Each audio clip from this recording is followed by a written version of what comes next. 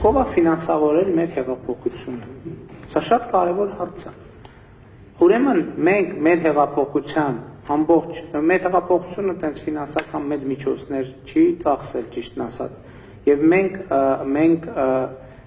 հաշվետվությունը հրապարակել ենք, թե ովքեր են ֆինանսավորել հեղափոխությունը։ Եվ ես ափսոս տոկոս չեմ հանել,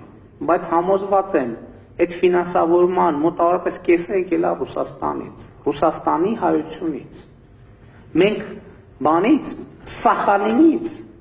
Քայլարշավի ընթացքում ինձ զանգել են եւ գումար են փոխանցել մեզ, Սախալինից։ Այդ առաջին փոխը մենք հələ երևի լոռու մաս չէինք մտել, ես այդ բանը շատ լավ հիշում եմ, որ Սախալինից զանգել էին եւ զարմացել էի, ասում են Սախալինից եւ մարդիկ մեզ գումար են ուղարկել։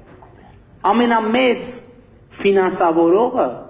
մեր հեղափոխության եղել է Ռուսաստանի հայությունը, որտեղ ոչ մի կասկած չկա։ Մենք այդ ցանկը, որ հրապարակել ենք, մենք երևի չենք վայրը աշխարհագրությունը չենք հրապարակել, չէ, սխալ ենք արել։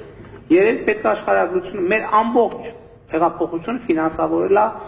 90%-ով Սփյուռքը եւ այդ 90%-ի մեջ 50%-ը եղել է առնվազն Ռուսաստանի հայությունը։ Եթե ոչ ավել, ափսոս,